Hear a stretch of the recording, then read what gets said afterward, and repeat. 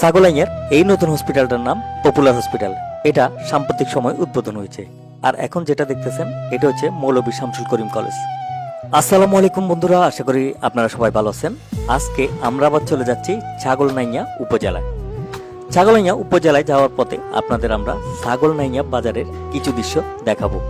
ছাগলনাইয়া একটা উপজেলা শহর হলেও কিন্তু জেলা শহর থেকে ছাগলনাইয়া কোনো দিক থেকে পিছিয়ে নেই। এই যে প্রবেশ করতে দেখবেন বড় বড় সব বিল্ডিং, মনে হচ্ছে যে বড় কোনো শহরে আপনি প্রবেশ করতেছেন।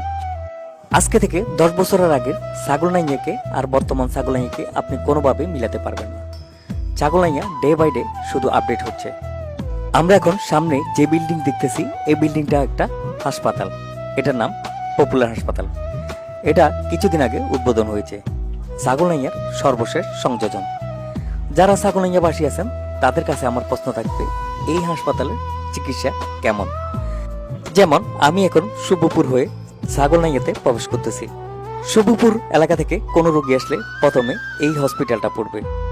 এই হসপিটালের মান সম্বন্ধে জানলে তাদের জন্য হয়তো উপকার হতে পারে। আরেকটা বিষয় বলে রাখি, আমি এখন যে রাস্তা দিয়ে প্রবেশ করতেছি এই রাস্তা দিয়ে ফুলগাজী পর্যন্ত যাওয়া যায়। আমি মূলত এই রাস্তা হয়ে মির্জার বাজার নামে একটা বাজারে চলে যাব। যেতে যেতে এই এলাকার কিছু অংশ আমি আপনাদের দেখানোর চেষ্টা করতেছি। কারণ হচ্ছে যে এইসব জায়গায় মানুষের অনেক স্মৃতি থাকে, আবার অনেক আত্মীয় স্বজন থাকে। ইদানিংকালে আমি অনেকবার ছাগলনাইয়া এসেছি। ছাগলনাইয়ার অনেক মানুষের সাথে আমার নতুন করে পরিচয় হয়েছে। তাদের জন্য মূলত এই ভিডিওগুলো করি।